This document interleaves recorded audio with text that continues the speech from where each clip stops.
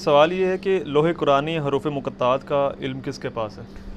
لوح قرآنی یا حروف مقطعات کا علم اللہ اور اس کے محبوب صلی اللہ علیہ وآلہ وسلم کے درمیان ایک کوڈ ورڈز ہیں، یہ کسی کو نہیں بتائے گئے۔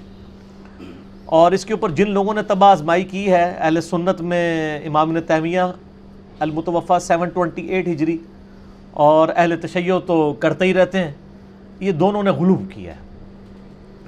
یہ کوڈ ورڈز ہیں اور ان کا کوئی اس کے ساتھ تعلق نہیں ہے کہ کوئی دین کے احکامات آپ سمجھ لیں کو کم پڑ گئے ہیں۔ اس کے علاوہ قرآن پاک میں کئی چیزیں ہیں جن کی ڈیٹیلز ہمیں نہیں بتائی گئی، اسی لیے سورہ آل عمران کی آیت نمبر 7 بڑی امپورٹنٹ ہے۔ میں اکثر کوٹ کرتا ہوں کہ جس شخص نے قرآن کی آیات کو سمجھنا ہے اس کے لیے یہ بنیادی آیت سمجھنا ضروری ہے۔ اعوذ باللہ من الشیطان الرجیم، بسم اللہ الرحمن الرحیم۔ هو الذی انزل علیک الکتاب منہ آیات محکمات، اللہ ہے وہ جس نے تم پر اے نبی صلی اللہ علیہ وآلہ وسلم یہ قرآن نازل کیا جس کی کچھ آیات جو ہیں وہ محکمات ہیں، محکم ہیں، حکمیاں۔ کیا؟ نماز پڑھو، روزہ رکھو، ماں باپ کی نافرمانی نہ کرو، زنا سے بچو، یہ حکمیاں جتنے بھی شریعت کے احکام۔ ہن ام الکتاب، اس قرآن کتاب کی ماں وہی آیات ہیں، اصل جڑ وہی ہیں جو احکامات سب کو سمجھ آ رہے ہیں۔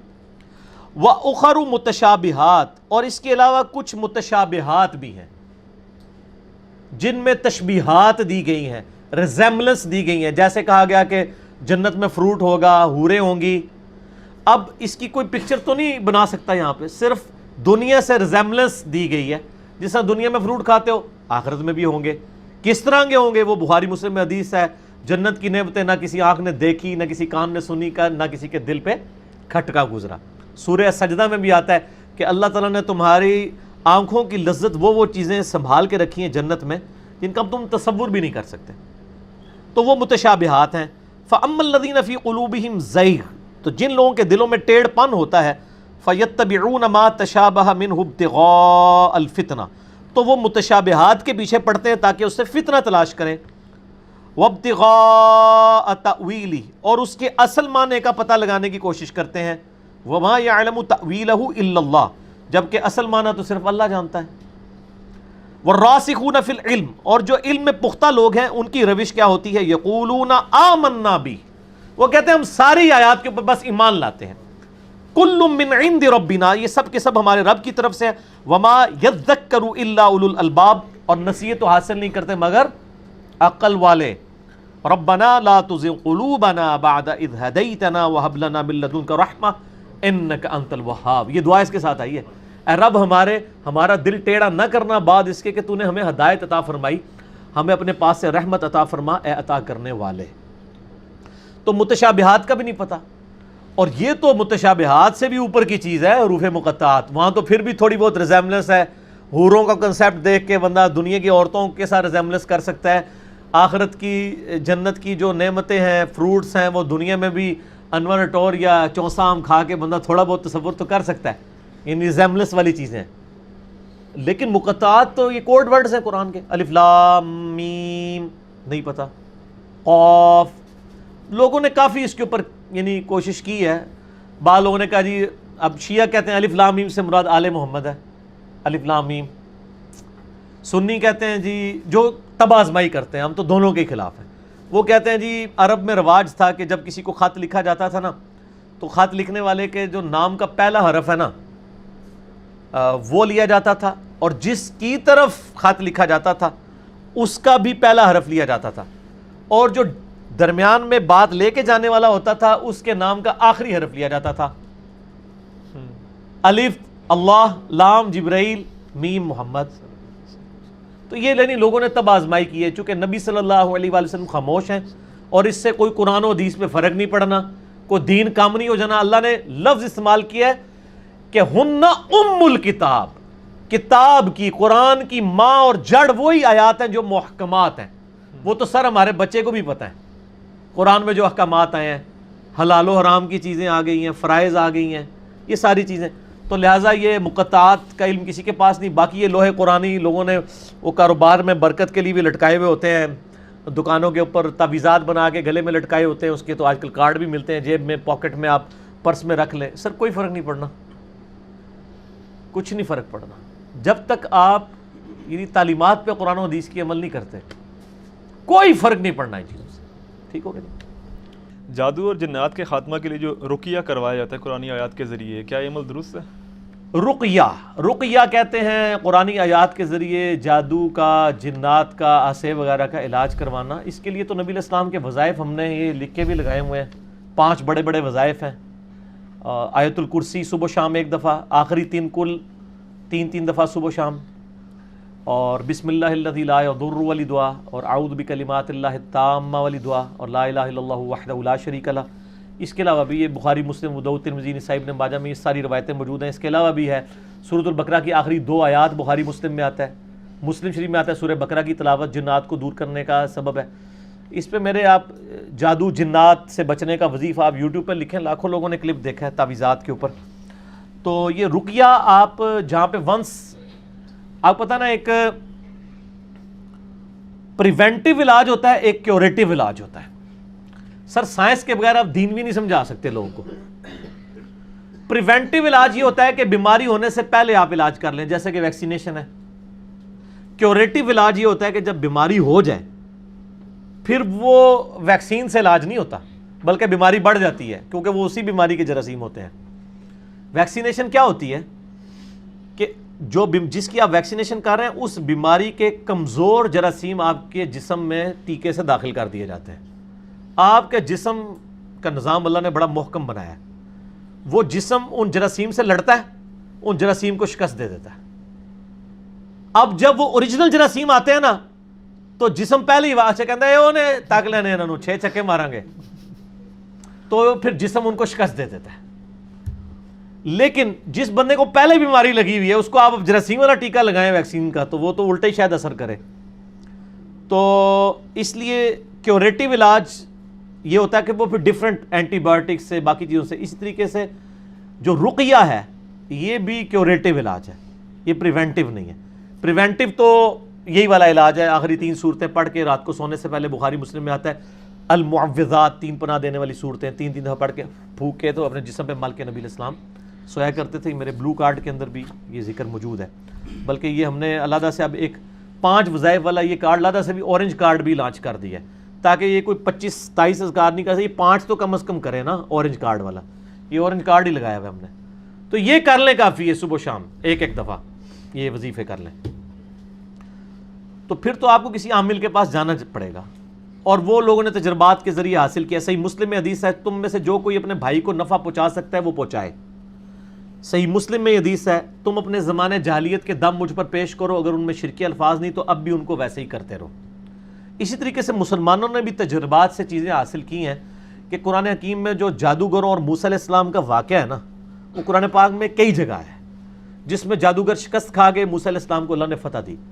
ان آیات کی اگر تلاوت کر کے رقیہ کیا جائے, آلریڈی جن لوگوں پہ جادو ہوا ہے, کہیں پہ خون کے چھینٹے گرتے ہیں اور کپڑے کٹ جاتے ہیں اور سارے معاملات ہوتے ہیں. ویسے پاکستان میں تو ہر گھر میں ہی جادو لوگ کلیم کر رہے ہوتے ہیں, وہ نہیں ہوتا, کوئی کیس ہوتا ہے. یہ تو وہمی قوم ہے نا, تو وہ پھر رقیہ کرتے ہیں. باقی یہ وہ کالی مرغی ذبح کر کے اس کا خون گرانا اور یہ تو ساری فضول چیزیں.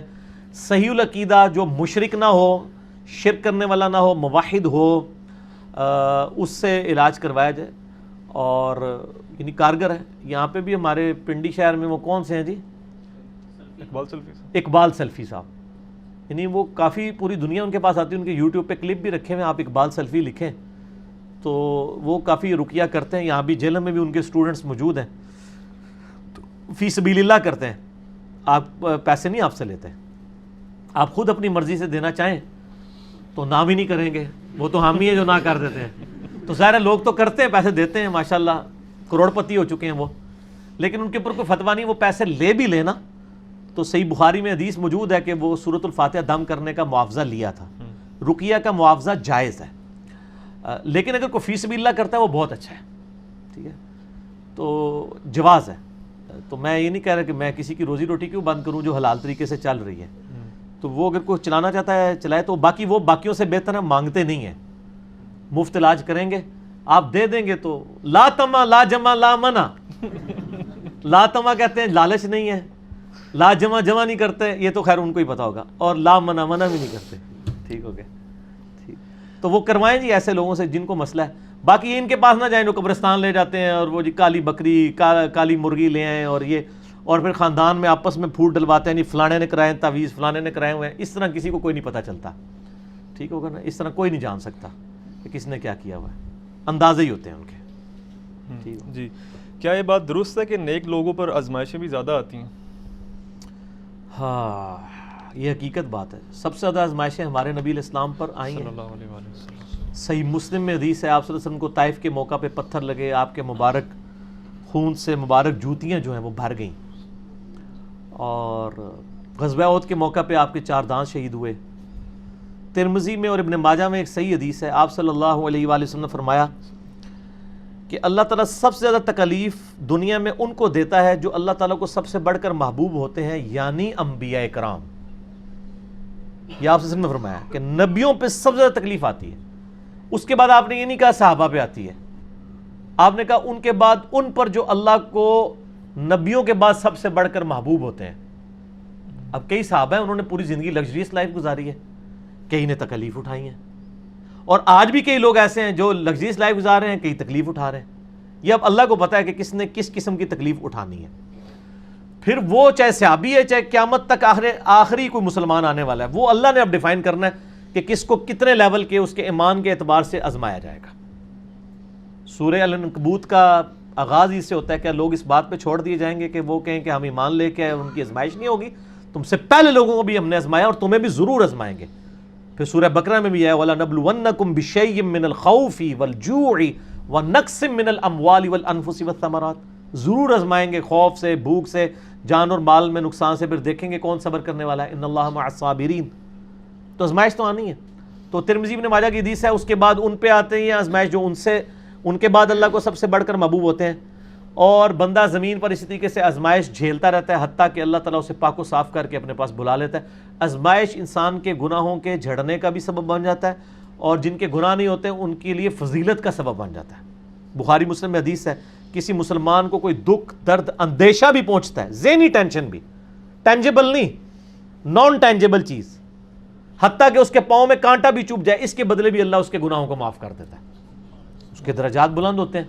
تو تکلیفیں تو آتی ہیں، اور نبیوں پہ بھی آئیں، ان کے ماننے والوں پہ بھی آئیں. تکلیف کے بغیر تو اللہ نے چھوڑنا نہیں ہے. البتہ ہر بندے کا ٹیسٹ ڈیفرنٹ ہے.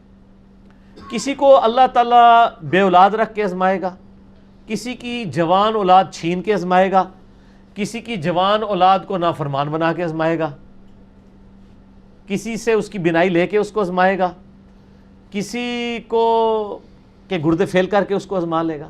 ہر بندے پہ آزمائش ڈیفرنٹ ہے. اور یہ یاد رکھیں، یہ جتنی آزمائشیں ہیں نا، یہ اللہ تعالیٰ نے پہلے لوح محفوظ پہ لکھی ہوئی ہیں. قرآن پاک میں ایک آیت ایسی ہے جو اس ٹروتھ کو ریویل کرتی ہے. اس کے بغیر تو آپ کڑ کڑ کے مر جائیں گے کہ میرے پہ یہ تکلیفیں کیوں آئیں. جب آپ کو یہ آیت پتہ چلے گی نا، پھر آپ کہیں گے یا اللہ جس حال میں تو رکھے، تو نے آزمانا تو ہے. اور یہ جو طارق جمیل صاحب اور یہ باقی جو وائزین کر رہے ہیں نا، جی آپ اللہ کے راستے پہ آ جائیں تو انشاءاللہ تعالیٰ ساری پریشانیاں دور ہو جائیں گی. ان کو تھوڑا اپنے آپ کو ریوائز کرنا چاہیے. اس طریقے سے پریشانیاں دور نہیں ہوں گی، پریشانیاں جھیلنی آسان ہو جائیں گی. اگر اللہ کے راستے پہ آنے سے پریشانیاں دور نہیں ہوتی تو نبی الاسلام کی دور ہوتی نا. بخاری مسلم میں حدیث ہے، وفات تک اما عائشہ کہتی ہیں کہ 3 مہینے ہمارے گھر میں چولہا نہیں جلتا تھا. 2 کالی چیزوں پہ، کھجور اور پانی پہ گزارا ہوتا تھا، اور وہ بھی تھوک کے حساب سے نہیں. 1 کھجور اور پانی کا پیالہ صبح، میٹھا پانی 8-10 کلومیٹر سے بھر کے لانا پڑتا تھا، اور 1 شام کو. یہ ٹوٹل خوراک تھی. ٹھیک ہے. اور بعد میں صحابہ کرام کو بھی دیکھ لیں، رومن اور پرشین امپائر بھی فتح ہو گئی ہیں تو انہوں نے اپنی زہد کی زندگی گزاری ہے. تو یہ کہانیاں نہ کرایا کریں لوگوں کو. لوگ پھر مایوس ہوتے ہیں، لوگ کہتے ہیں نہیں ہم دین کے راستے پہ آئے ہیں، تکلیفیں اور بڑھ گئی ہیں. یہ پھر وہ لوگ، اس طرح نہیں ہوتا. ہاں اس لیے کہا کہ فی الدنیا حسنہ مانگو اور آخرت میں حسنہ مانگو. حسنہ کا کیا مطلب ہے کہ رزق کی فراوانی ہو جائے گی؟ نہیں، جس حال میں آپ خوش ہو جائیں گے. جو صحیح مسلم میں حدیث ہے، ہمیشہ اپنے سے نچلے والے کو دیکھو، یوں تمہیں قناعت نصیب ہوگی، اللہ کی نعمتوں پہ شکر کرو گے. دنیا میں کوئی شخص کہہ سکتا ہے کہ میرے سے نیچے تو ہی کوئی نہیں ہے؟ سر ہر مسلمان اربوں لوگوں سے اوپر ہے. دنیا میں اس وقت بھی 4 ارب لوگ ہیں جن کے دل میں کلمہ نہیں ہے، تو مسلمان اس سے اوپر تو ہے نا. پھر اور نعمتیں گننے شروع کریں. سر پی سی ہوٹل کا مالک جو ہے وہ مرچ نہیں کھا سکتا اور میں چنا چاٹ بھی کھا لیتا ہوں, تو میں اسے بہتر ہوں. ایک فیکٹر میں نے کنسیڈر کیا نا. اس کے بعد دولت ہے تو کیا کرے گا, ڈالر کھائے گا. تو ہر بندے کو اللہ نے آزمائش میں ڈالا ہوا ہے. تو یہ آیت ہے سورۃ الحدید کی آیت نمبر 22 اور 23. اعوذ باللہ من الشیطان الرجیم. ما اصاب من مصیبت فی الارض, کوئی بھی مصیبت جو زمین میں آتی ہے, ولا فی انفسکم, یا وہ تمہاری جان میں آتی ہے, الا فی کتاب من قبل ان نبرأہا, وہ ہم نے لوح محفوظ پہ پہلے ہی لکھ لیا کہ اس کو بھیجیں ہم. زمین پہ ارتھ کوئک آتے ہیں, یعنی زلزلے آتے ہیں, سیلاب آتے ہیں, قحط سالی آتی ہے, وبائی مرض پھیلتا ہے, یا تمہاری جان میں کسی کے گردے فیل ہوتے ہیں, کسی کو ہیپاٹائٹس ہو جاتا ہے, کسی کو کینسر ہو جاتا ہے. اللہ تعالیٰ ماتا ہے یہ ساری تکلیفیں میں نے پہلے ہی لکھی ہیں لوح محفوظ پہ کہ اربوں انسانوں میں سے کس بندے کو کون سی تکلیف دینی ہے. اللہ اکبر. ذالک ان ذالک علی اللہ یسیر, اور بے شک یہ اللہ کے لیے بڑا آسان ہے. تمہارے لیے مشکل ہے کہ اتنا ڈیٹا کیسے مینج کیا ہوا ہے, اللہ کے لیے آسان ہے. کس لیے؟ لکی لا تأسوا علی ما فاتکم, یہ اس لیے میں نے کیا تاکہ تم کف افسوس نہ ملو جو تم سے چھن جائے. کیا کہو, انا للہ و انا الیہ راجعون, ہم بھی اللہ کی طرف سے, ہم نے لے کے بس چلے جانا ہے. مسلم شریف میں حدیث ہے نا, جو تکلیف کے وقت یہ دعا پڑھ لے, انا للہ و انا الیہ راجعون اللہم اجرنی فی مصیبتی و اخلف لی خیرا منہا, تو اللہ تعالیٰ اس کو بہتر نعم البدل عطا کر دیتا ہے. میرا یوٹیوب پہ ایک کلپ ہے, غم کی خبر کو خوشی میں بدلنے کی دعا, اس میں نے ڈیٹیل سے اس کے اوپر بات کی, آج میں ڈیٹیل میں نہیں جاؤں گا. اللہ تعالیٰ ماتا ہے یہ میں نے اس لیے لوح محفوظ پہ والا لکھا ہے تاکہ تمہیں افسوس نہ ہو جو تم سے جاتا رہا, ولا تفرحوا بما آتاکم, اور تم شیخی نہ بگاڑو اس پہ جو تمہیں مل جائے. واللہ لا یحب کل مختال فخور, اللہ تعالیٰ ہر شیخی خورا جو ہے, شیخی بگاڑنے والا, اللہ تعالیٰ اس کو پسند نہیں کرتا. تو اسلام تو کہتا ہے جی خوشی ہے تب گاڈ اورینٹڈ ہو, غم ہے تب گاڈ اورینٹڈ ہو. ٹھیک ہو گیا جی. سوال ہے کہ مولا علی علیہ السلام کا قول بیان کیا جاتا ہے کہ اللہ تعالیٰ کی طرف سے آنے والی آزمائش اور عذاب میں فرق یہ ہے کہ آزمائش سے انسان اللہ تعالیٰ کی طرف رجوع کرتا ہے اور عذاب سے اللہ تعالیٰ سے دور ہو جاتا ہے. تو جعلی قول ہے. حضرت علی علیہ السلام کی طرف تو اکثر جھوٹے قول ہی منسوب کیے گئے ہیں. یہ کوئی تھرمامیٹر نہیں ہے کہ کوئی شخص یہ ڈیفائن کر سکے, کیونکہ ایک مکتبہ فکر کے کسی بندے پہ تکلیف آتی ہے تو دوسرا فرقے والا کیا کہتا ہے, اس سے اللہ کا عذاب آیا, کہتا ہے نا. بالکل. اور جب اس پہ تکلیف آئے تو وہ کہتا ہے وہ عذاب پہ آیا. تو یہ جب آپ کو کوئی کہے نا کسی کے ساتھ یہ ہو گیا ہے, تو ان کے علماء کے ساتھ کیا کچھ نہیں ہو رہا, تو کیا یہ کہیں گے کہ ہمارے علماء کے اوپر عذاب الہی آیا ہوا ہے جو ان کے ساتھ یہ ہو گیا؟ کوئی بھی نہیں کہے گا, دوسروں کے لیے کہیں گے. اور یہ کہنا کہ جی اللہ کی طرف انسان رجوع لاتا ہے, ہم نے تو دیکھا ہے کہ جو اس کے اوپر تکلیف آتی ہے تو وہ اللہ کی طرف رجوع لاتا ہی ہے, مسلمان ہو تو. اور رجوع لانے کے فوراً بعد جب تکلیف دور ہوتی ہے پھر واپس بھی آ جاتا ہے. بہت کم لوگ ہیں جو قائم رہتے ہیں اس کے اوپر. تو یہ کوئی ہارڈ اینڈ فاسٹ رول نہیں ہے کہ جی آپ اللہ کی طرف رجوع لائیں تو یہ آزمائش ہے, اور اگر اللہ کی طرف نہیں رجوع لاتے تو عذاب ہے. سورہ سجدہ میں آیا کہ ہم دنیا کی زندگی میں تمہیں عذاب دیں گے, عذاب عربی والا تکلیف, تاکہ تم ہماری طرف پلٹ آؤ. اس لیے آپ دیکھیں نا جتنے لوگ دین پہ چلتے ہیں نا, اکثریت کسی کی ماں مری ہوتی ہے. سید انور کو دیکھ لیں, اس کی بچی 8 سال کی فوت ہوئی, وہ اللہ کے راستے پہ آیا. ٹھیک ہے نا جی. تو تکلیف کے ذریعے انسان اللہ کی طرف مائل ہو جاتا ہے. تو دنیا میں آپ یہی کہیں گے کہ جو بھی جس پہ تکلیف آ رہی ہے نا, یہ اللہ کی طرف سے آزمائش ہے. عذاب کو صرف پیغمبر بتا سکتا ہے کہ کسی کے اوپر عذاب ہے کہ نہیں. ٹھیک ہو گیا نا جی. ورنہ تو جن جن کے اوپر تکلیفیں آئی ہوئی ہیں, دیکھیں آپ حضرت حسین علیہ السلام پہ کیسی تکلیف آئی ہے. اس زمانے کے ہزاروں لوگ, آل امیہ کے لوگ, حضرت حسین کو بدعتی کہتے تھے. وہ کہتے تھے اس نے امام وقت کے خلاف خروج کیا ہے اور یہ بدعتی ہے. ٹھیک ہے. اور انہوں نے تو ثواب سمجھ کے ان کو شہید کیا ہوا نا. تو لوگوں کے فتووں سے کیا فرق پڑتا ہے. ٹھیک ہو. اللہ کو پتا ہے کہ کون کس کا مقام اللہ کے ہاں کیا ہے. ہم یہی کہیں گے کہ جس میں بھی تکلیف ہے اللہ کی طرف سے آزمائش ہے, تاکہ وہ اللہ کی طرف رجوع لائے. بس یہ کوئی نہیں کہہ سکتا کہ عذاب ہے کسی کے اوپر. نہ اپنے دشمن کے بارے میں یہ کلیم کرے, نہ اپنے بارے میں ایسا کوئی کلیم کرے. آپ آزمائش ہی سمجھے اسے. ٹھیک ہو گیا جی. اگلا سوال ہے کہ اگر کسی شخص کو قرآن حکیم کا مطلب سمجھ نہیں آتا, اس کے باوجود وہ صرف عربی میں سورہ ملک یا سورہ یاسین پڑھ لیتا ہے, تو کیا قرآن مجید کا صرف عربی میں پڑھنا یہ فائدہ دے گا؟ فائدہ تو دے گا, لیکن قرآن کا اصل مقصد تلاوت نہیں ہے. اصل مقصد اسے فالو کرنا ہے. وَأُوحِيَ إِلَيَّ هَذَا الْقُرْآنُ لِأُنذِرَكُم بِهِ وَمَن بَلَغَ. اے نبی علیہ السلام، ہم نے قرآن آپ کی طرف اس لیے وحی کیا تاکہ آپ اس قرآن کے ذریعے لوگوں کو بھی تبلیغ کریں اور جس تک یہ قرآن پہنچے. اس طریقے سورہ صاد میں قرآن اس لیے نازل کیا تاکہ اس کی آیات کے اوپر تدبر کرو. یعنی قرآن میں یہ مضمون بڑی جگہ ہے. میرا اس کے اوپر پورا ریسرچ پیپر ہے. ریسرچ پیپر نمبر 4 ہے امام الانبیاء کی دعوت قرآن صلی اللہ علیہ وآلہ وسلم. قرآن کا پرائمری مقصد ہے اس کو فالو کرنا، تلاوت کرنا نہیں سر. ہاں تلاوت کا ثواب ہے، وہ جامع ترمذی میں صحیح حدیث ہے، مشکات میں بھی آپ کو پہلی جلد کے اینڈ پہ مل جائے گی فضائل قرآن والے چیپٹر میں، کہ جو بھی کتاب اللہ سے ایک حرف پڑھتا ہے اللہ اس کو 10 نیکیاں دیتا ہے.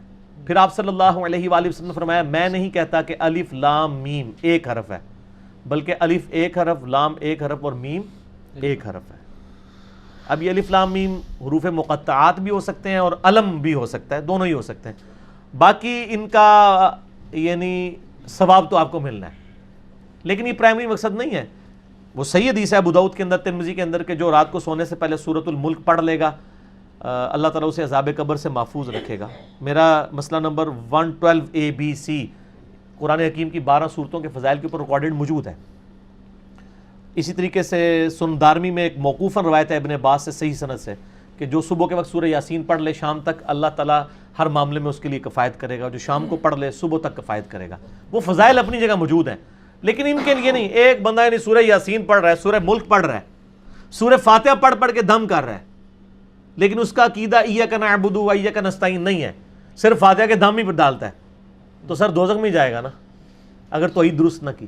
تو قرآن کا اصل مقصد ہے قرآن کے عقائد کے اوپر عمل کرنا، اس کی ترویج کرنا. یہ سائیڈ بینیفٹ ہے. قرآن کی جو بالائی ہے، کریم ہے، وہ قرآن کی تعلیمات ہے. باقی تو سائیڈ بینیفٹ ہے، ثواب بھی ہو جائے گا، ٹھیک ہے. اسی لیے میں کہتا ہوں آپ اعتکاف بیٹھتے ہیں نا، کہتے نہیں میں 10 قرآن مکائے، میں جناب 15 قرآن پڑھ چھڑے. یار 10 صفحے ترجمے کے ساتھ پڑھ لینا جس سے آپ کی زندگی بدل جائے، وہ زیادہ بہتر ہے.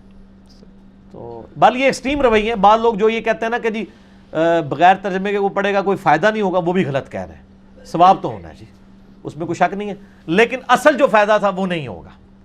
ٹھیک ہے. یہ اسی طریقے سے ہے کہ ایک بندہ ڈرائیونگ کرتے ہوئے زبان سے تو کہہ رہا ہے keep left keep left keep left, اور سٹیئرنگ اس کا رائٹ کی طرف جا رہا ہے تو ٹھوک ہی دے گا نا سامنے جا کے.